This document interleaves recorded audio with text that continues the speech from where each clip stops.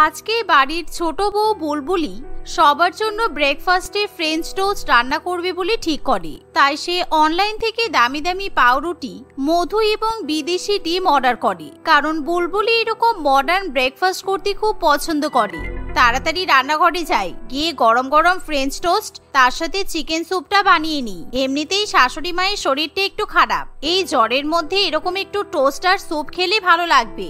এই বলে বুলবুলি তাড়াতাড়ি রান্নাঘরে যায়, কিন্তু রান্নাঘরে গিয়ে সে খুবই অবাক হয়, কারণ সেখানে তার বড় যা ময়না সেই বিদেশি পাউরুটি এবং ডিম দিয়ে পাউরুটির চপ বানাতে ব্যস্ত থাকে।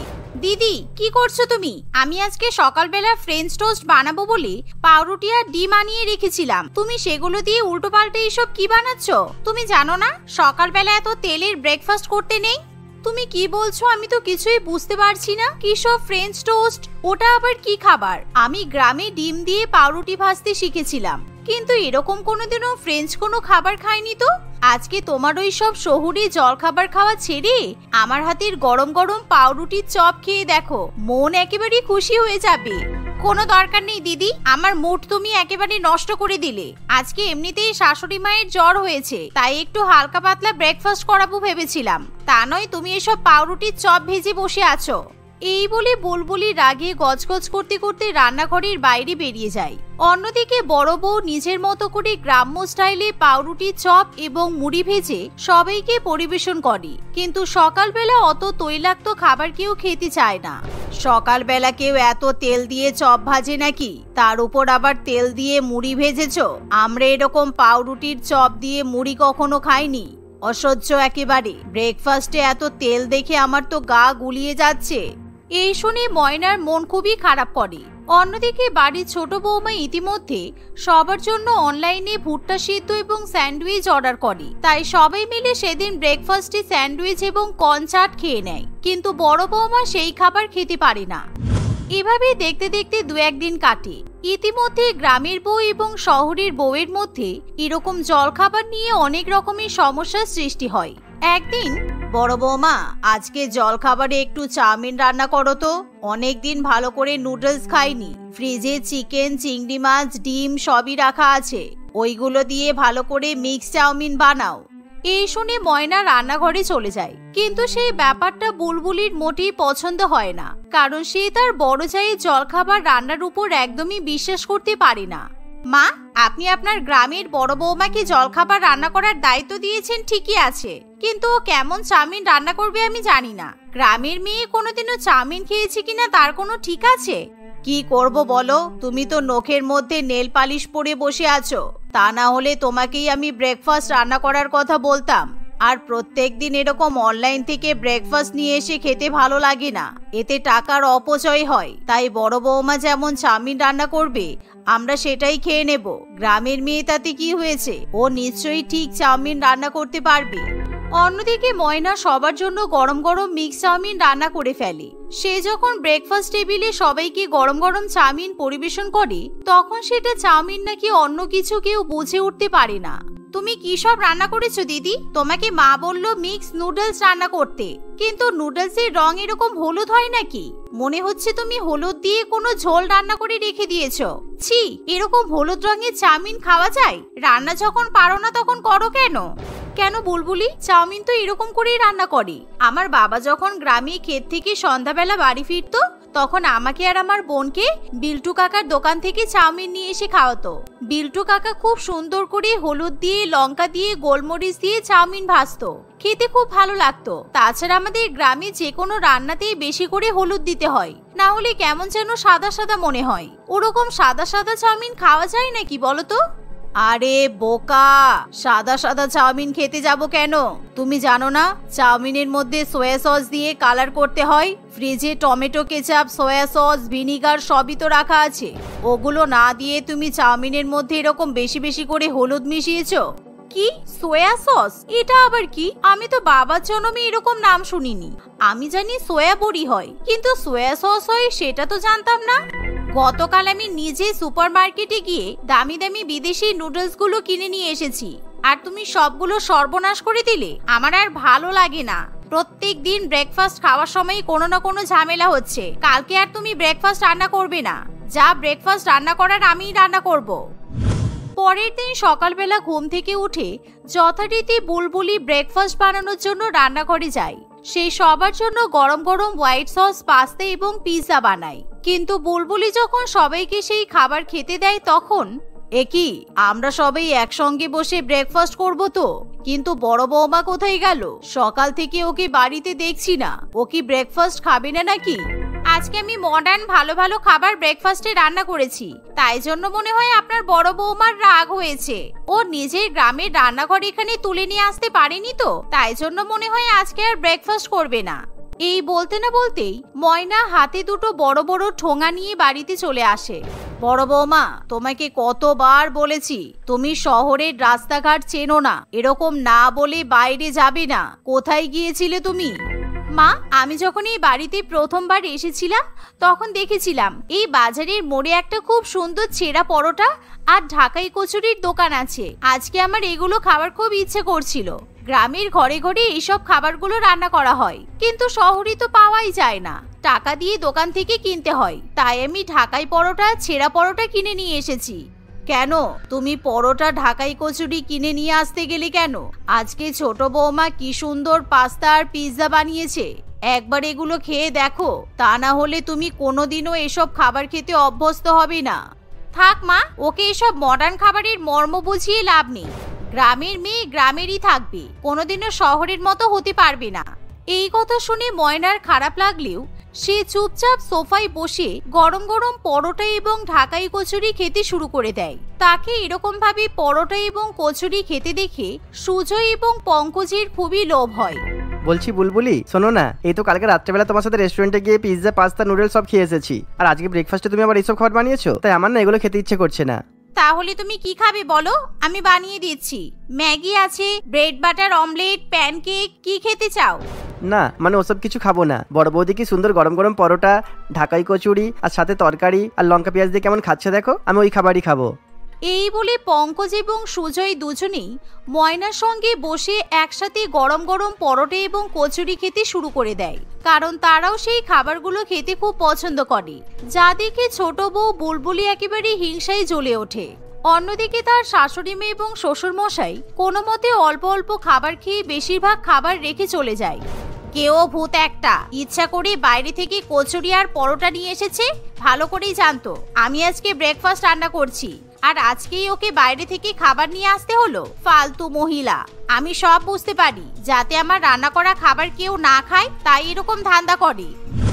দেখতে দেখতে এভাবে আরো কিছুদিন কাটে।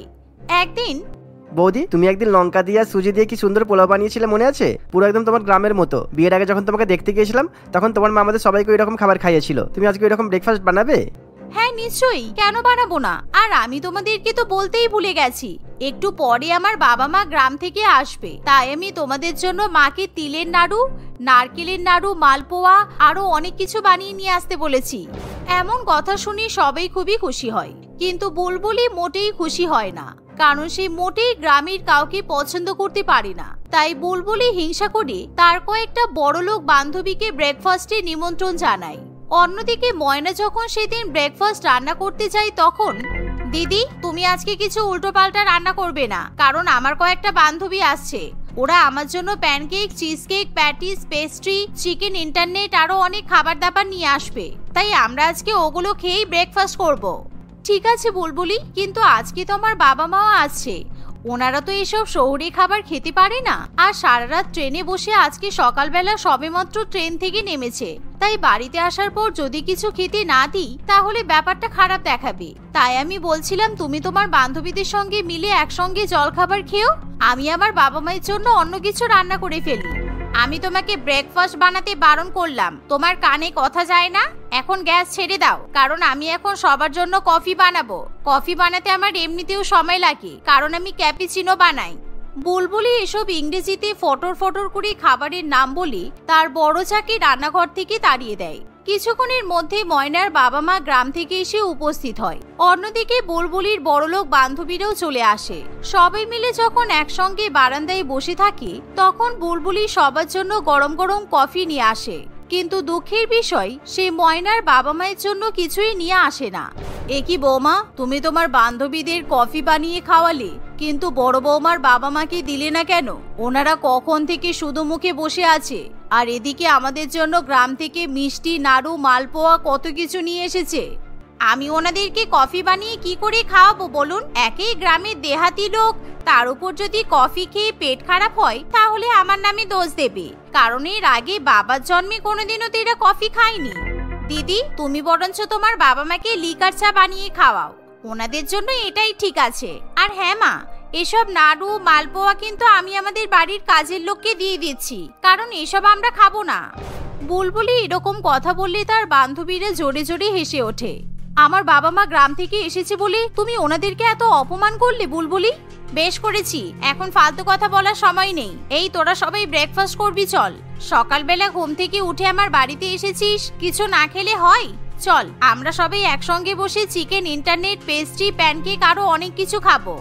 এই বলে বুলবুলি তার বান্ধবীদেরকে নিয়ে ব্রেকফাস্ট করতে বসে। কিন্তু কিরে বুলবুলি, আমরা তো অনেক কিছু খাবার দাবার এনেছি, তা তুই আমাদের জন্য কিছু রান্না করিসনি? হ্যাঁ, রান্না করেছি তো। আমি তোদের সবার জন্য চিকেন, ডিম আর ভুট্টা দিয়ে কর্ন স্যান্ডউইচ বানিয়েছি। তোরা একটু অপেক্ষা কর, আমি নিয়ে আসছি। সত্যি বুলবুলি, তোর আর কলেজ লাইফের মতো কিপটিমি স্বভাব গেল না। সবসময় এরকম স্যান্ডউইচ বানিয়ে খাওয়াস। প্লিজ নিজেকে এবার একটু আপগ্রেড করতে শেখ। কত রকম কোরিয়ান খাবার আছে, চাইনিজ ব্রেকফাস্ট আছে, তুই তো দেখছি কিছুই বানাতে পারিস না। তুই আমাদের আজকে এরকম স্যান্ডউইচ বানিয়ে খাওয়াবি জানলে আমরা এখানে কেউই আসতাম না।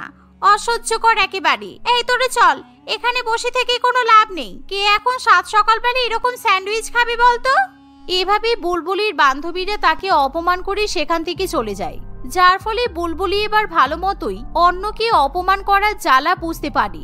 সেই দিনের পর থেকে বুলবুলি কখনো ব্রেকফাস্ট খাওয়া নিয়ে তার বড় যাকে অপমান করে না। তারা একসঙ্গে মিলেমিশে একে অপরের খাওয়া দাওয়ার ধরনগুলো বুঝে নেয়। একদিন রেণুকা স্কুল থেকে বাড়ি ফেরার সময় তাদের এলাকার মার্কেটের মধ্যে একটা নতুন ফুচকাওয়ালিকে দেখতে পায়। ফুচকাওয়ালিটিকে দেখে রেণুকা চমকে ওঠে। এই বউটা এখানে কবে থেকে ফুচকা বিক্রি করা শুরু করেছে? আগে তো আমি কখনোই দেখিনি। আর একে তো দেখে কেমন অদ্ভুত বলে মনে হচ্ছে মহিলাটা জাপানিজ। গিয়ে দেখি তো একবার। রেণুকাকে দেখে ওই জাপানিজ ফুচকাওয়ালি জোরে জোরে চেঁচাতে শুরু করে। ফুচকাওয়ালি মহিলাটি একজন জাপানিজ মেয়ে ছিল, তার নাম ছিল হানা। সে জাপান থেকে এখানে ফুচকা বিক্রি করতে এসেছিল। এসো এসো, জাপানিজ ফুচকা খেয়ে যাও, জাপানিজ ফুচকা, দারুণ স্বাদের জাপানিজ ফুচকা। এই যে আমাকেও জাপানিজ ফুচকা খাওয়ান তো। আমি তো কখনো জাপানে যাইনি, কিন্তু আমাদের দেশেও যে আমি জাপানিজ ফুচকা খেতে পারবো সেটা তো আমি কখনোই ভাবিনি। কোন ফ্লেভারের ফুচকা দেব? আমার কাছে অনেক রকমের ফ্লেভারের ফুচকা আছে। ওরে বাবা, ফুচকার আবার ফ্লেভার হয়? আমি তো এটাও প্রথমবার শুনছি। কি কি ফ্লেভারের ফুচকা আছে বলো তো দেখি। কালো ফ্লেভার মানে টক জলের ফুচকা, লাল ফ্লেভার মানে মিষ্টি ফ্লেভারের ফুচকা, অরেঞ্জ ফ্লেভার মানে টক মিষ্টি মিক্স ফুচকা, আর একটা হলো ব্রাউন ফ্লেভারের ফুচকা, যেটা জাপানের সবচেয়ে ফেমাস। আজকে আমার ফুচকার ব্যবসার প্রথম দিন, তাই আজকে সব কাস্টমারদের জন্য ফুচকা ফ্রি। ওরে বাবা, ফ্রিতে এতগুলো ফ্লেভারের ফুচকা পাওয়া যাচ্ছে। আমাকে তাহলে সব ফ্লেভারের 4টে করে ফুচকা দিন। রেণুকা প্রথমবার জাপানিজ ফুচকা খেয়ে তার ভীষণ ভালো লাগে। সে মন ভরে ফুচকা খেয়ে বাড়িতে চলে আসে। মা মা, তাড়াতাড়ি শোনো, আমি এমন একটা কথা বলবো, তুমি শুনে খুব খুশি হয়ে যাবে। আমাদের পাড়ায় একটা নতুন ফুচকাওয়ালি এসেছে, জাপানিজ ফুচকাওয়ালি। ওর কাছে নানা ফ্লেভারের জাপানি ফুচকা পাওয়া যাচ্ছে, তাও আবার আজকের জন্য একদম ফ্রি। রেণুকার কথা শুনে তার মা মৌমিতা বলে, আরে আস্তে বল, আস্তে বল।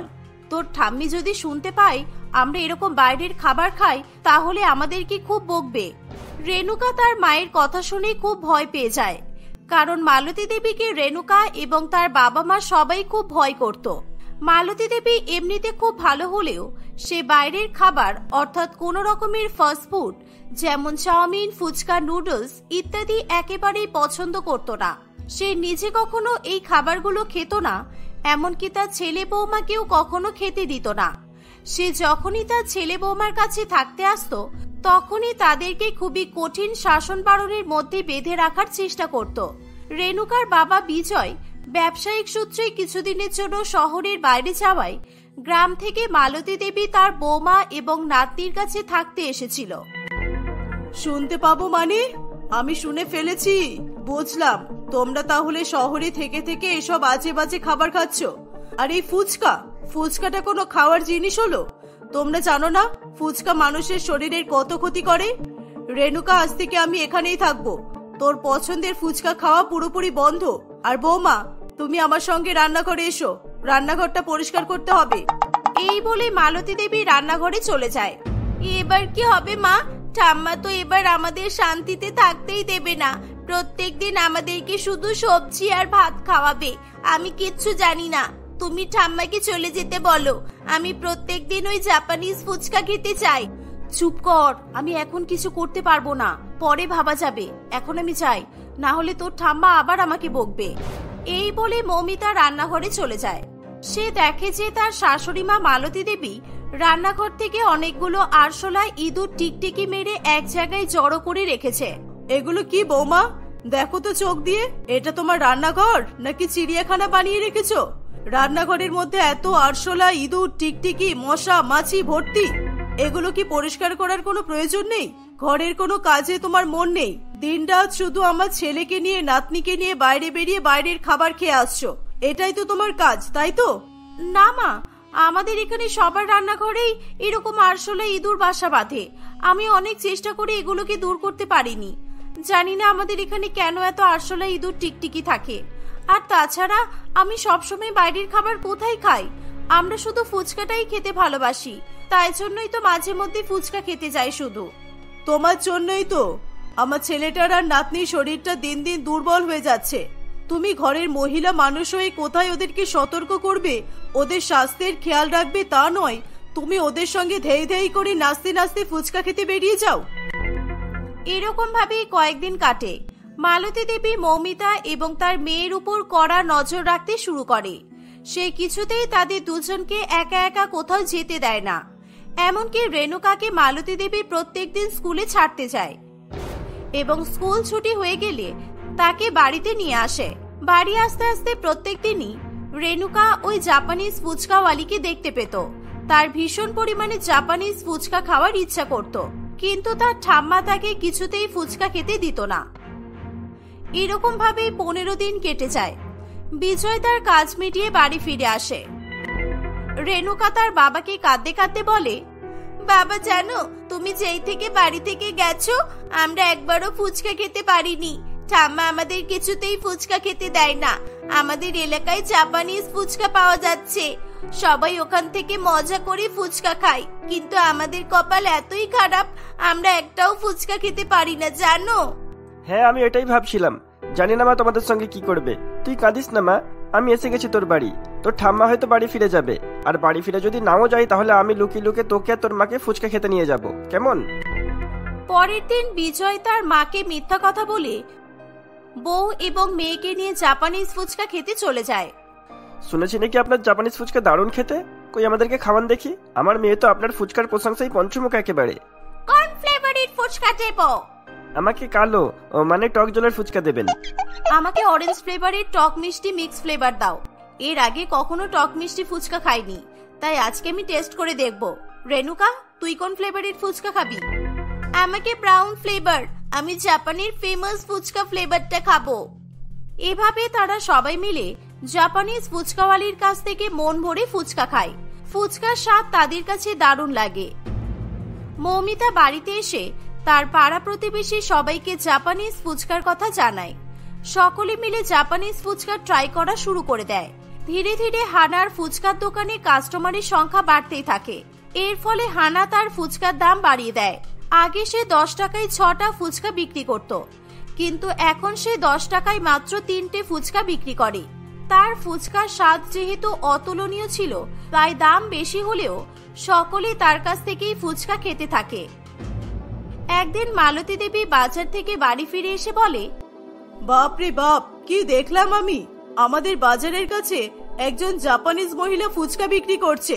জাপানিরা যে ফুচকা খায় তা তো আমার জানা ছিল না। তোমাদের গ্রামের মেয়েরা বউরা ভিড় করে করে ফুচকা খাচ্ছে। এত ভিড় দেখে আমার তো মাথাটা খারাপ হয়ে গেল। তোমরা আবার আমাকে লুকিয়ে লুকিয়ে ওখান থেকে ফুচকা খাও না তো? না না মা, একদমই না। আপনি আমাকে এত করে বুঝিয়েছেন, আমি বুঝতে পেরেছি ফুচকা খাওয়া মানুষের স্বাস্থ্যের পক্ষে খুবই ক্ষতিকারক। আপনার হাতের তৈরি সবজি তরকারি, তাও আবার কম মশলা দিয়ে রান্না করা, আর ভাত রুটি, এগুলো খেতেই এখন আমাদের ভালো লাগে। হ্যাঁ মা, আমারও আর ফুচকা খেতে ভালো লাগে না। আমার তো ঠাম্মার হাতে রান্না খেতে খুব ভালো লেগে গেছে। এই কথা শুনে মালতী দেবী খুবই খুশি হয়। এরকম ভাবেই সময় কাটতে থাকে। মালতীকে আড়াল করে রেণুকা এবং তার বাবা মা প্রায় দিন জাপানিজ ফুচকা খেয়ে বাড়ি ফিরে আসতো। একদিন তারা যখন ফুচকা খেয়ে বাড়ি ফিরছিল, তখন তারা তাদের পাড়ার কয়েকজন মহিলাকে নিজেদের মধ্যে কথা বলতে শোনে। হঠাৎ করে আমাদের রান্নাঘর থেকে ইঁদুর আরশোলা উধাও হয়ে গেল কি করে বলো তো? আগে তো আমার রান্নাঘরটা ইঁদুর আরশোলা টিকটিকির বাসা ছিল, এখন একটাও আরশোলা ইঁদুর কিছুই দেখা যায় না। হ্যাঁ তাই তো, এটা তো আমি আগে ভেবে দেখিনি। আমাদের বাড়িতেও তো আর একটাও আরশোলা টিকটিকি ইঁদুর কিচ্ছু দেখা যায় না। ও আচ্ছা, মনে হয় মা খুব ভালোভাবে ঘরবাড়ি পরিষ্কার করে রাখে বলে সেই জন্য এরকম হচ্ছে। চলো চলো তাড়াতাড়ি বাড়ি যাই। জাপানিজ ফুচকা খেতে গিয়ে লাইন দিতে দিতেই তো 2 ঘন্টা লেগে যায়। এরকম ভাবেই সময় কাটতে থাকে। একদিন রাতে সবাই মিলে একসঙ্গে খাওয়া দাওয়া করার পর মালতী দেবী বলে, তোদেরকে তো প্রত্যেকদিন বলা হয় খাওয়া দাওয়া করার পর কিছুক্ষণ হাঁটা দরকার, একটু হাঁটাচলা করলে শরীরটা ভালো থাকে। তোরা তো আমার কথা শুনতেই চাস না। চল, আজকে আমরা সবাই মিলে হাঁটতে যাব। না মা, এখন অনেক রাত হয়ে গেছে। এত রাতে হাঁটতে যাবো, তারপর ক্লান্ত হয়ে গিয়ে ঘুম আসবে না আমার। সকালে অফিস যেতে দেরি হয়ে যাবে তখন আবার। আর মৌমি তো তাড়াতাড়ি ঘুম থেকে না উঠলে আমার টিফিন রেডি কে করবে? আমরা ঘুমাতে গেলাম, তুমি বরং হেঁটে চলে এসো। মালতী দেবী একাই হাঁটতে বেরিয়ে যায়। এদিক ওদিক হাঁটতে হাঁটতে সে হঠাৎ করে চাইনিজ ফুচকাওয়ালি হানাকে দেখতে পায়। হানার হাতে আরশোলা, ইঁদুর, চাম্বাদুর ইত্যাদি পোকামাকড় ধরার জন্য বিভিন্ন রকমের জাল এবং যন্ত্র ছিল। এই দেখে মালতী দেবী ভীষণ অবাক হয়। সে দাঁড়িয়ে দাঁড়িয়ে হানাকে ফলো করতে থাকে। হানা বেশ অনেকগুলো আরশোলা, ইঁদুর, চাম্বাদুর ধরে নিয়ে একটা প্যাকেটে করে নিয়ে চলে যায়। ইস, এই জাপানিজ ফুচকাওয়ালি আরশোলা ইঁদুর ধরে কি করবে? আমার মনে হচ্ছে নিশ্চয়ই কিছু একটা ব্যাপার আছে। মালতী দেবী জাপানিজ ফুচকাওয়ালির পিছু করা শুরু করে। সে দেখে যে হানা আরশোলা পেস্ট করে সেটা দিয়ে কালো রঙের জল, টিকটিকি পেস্ট করে সেটা দিয়ে লাল রঙের ফ্লেভারের জল, চাম্বাদুর পেস্ট করে টক মিষ্টি মিক্স ফ্লেভার, আর ইঁদুরের পেস্ট দিয়ে ব্রাউন কালারের ফ্লেভারের জল তৈরি করে ফেলে। আমার জাপানিজ স্টাইলে বিভিন্ন রকমের ফুচকার জল একেবারে রেডি। আমি তো শুনেছিলাম এরা ইঁদুর টিকটিকি কিছুই খায় না, কিন্তু আমার ফুচকা খেতে এরা বেশি পছন্দ করবে। ওরা কখনোই জানতে পারবে না আমি ফুচকার নামে ওদেরকে কি কি খাওয়াচ্ছি। এগুলো না দিলে ফুচকাটির টেস্ট আসবে কোথা থেকে? মালতী দেবী ফুচকাওয়ালি হানার সমস্ত কথা শুনে ফেলে। সে এই ব্যাপারটা এখনই কাউকে কিছু জানায় না। সে হাতে নাতে হানাকে ধরবে বলে ভেবেছিল, কিন্তু পরের দিন থেকেই মালতী, বিজয় এবং তাদের মেয়ের ভীষণ পরিমাণে পেটে ব্যথা শুরু হয়। তারা তাদের অসহ্য পেটে ব্যথা সহ্য করতে না পেরে মালতী দেবীকে জাপানিজ ফুচকা খাওয়ার ব্যাপারে জানিয়ে দেয়। এই কথা শুনেই মালতী দেবী খুব ভয় পেয়ে যায় আর তাড়াতাড়ি করে তাদেরকে ডাক্তারের কাছে নিয়ে যায়। ডাক্তার জানায় তাদের পেটে ইনফেকশন হয়েছে। আমি খুব ভালো করেই জানি এদের পেটে ইনফেকশনের কারণটা কি। ওই জাপানিজ ফুচকাওয়ালিকে আমি ছাড়বো না। এভাবে নিজের ব্যবসার জন্য কত মানুষের ক্ষতি করছে। আমার ছেলে, বৌমা, নাতনির শরীরটা একেবারে খারাপ করে দিল। পরের দিন রাতে জাপানিজ ফুচকাওয়ালি হানা আবার আরশোলা, ইঁদুর, চাম্বাদুর ধরতে বেরিয়ে পড়ে। মালতী দেবী আগে থেকেই তাকে ধরবে বলে অপেক্ষা করছিল। হানা তাদের পাড়ার মধ্যে ঢুকতেই মালতী দেবী চেঁচামেচি করে সবাইকে এক জায়গায় করে ফেলে। সবাই মিলে হানাকে ধরে পুলিশের হাতে তুলে দেয়। জাপানিজ ফুচকাওয়ালির আসল সত্য সকলের সামনে আনার জন্য পাড়ার সকলে মালতী দেবীকে অনেক অনেক ধন্যবাদ জানায়। সেই সঙ্গে রেণুকা এবং তার বাবা মা নিজেদের ভুল বুঝতে পারে। আমাদের ক্ষমা করে দাও মা, আমরা যদি তোমাকে লুকিয়ে লুকিয়ে ফুচকা না খেতাম তাহলে আমাদের সঙ্গে এসব কিছুই হতো না। এসবের জন্য একটু হলেও আমি দায়ী। আমি তোদের উপর একটু বেশি শাসন বারণের বোঝা চাপিয়ে দিয়েছি। আমি যদি তোদেরকে একটু ছাড় দিতাম তাহলে হয়তো এতটা বাড়াবাড়ি হতো না। একটা কথা সবসময় মনে রাখবি বাবা, স্বাস্থ্যের কথা বিবেচনা করেই যে কোনো খাবার খাওয়া উচিত। কিছুদিন পর মালতী দেবী তার ছেলে বৌমা এবং নাতনিকে বিদায় জানিয়ে গ্রামে ফিরে যায়। বিজয় এবং তার পরিবার এখন ফুচকা দেখলেই ভয় পায়। ফুচকা খাওয়ার আগে তারা 10 বার চিন্তা ভাবনা করতে থাকে।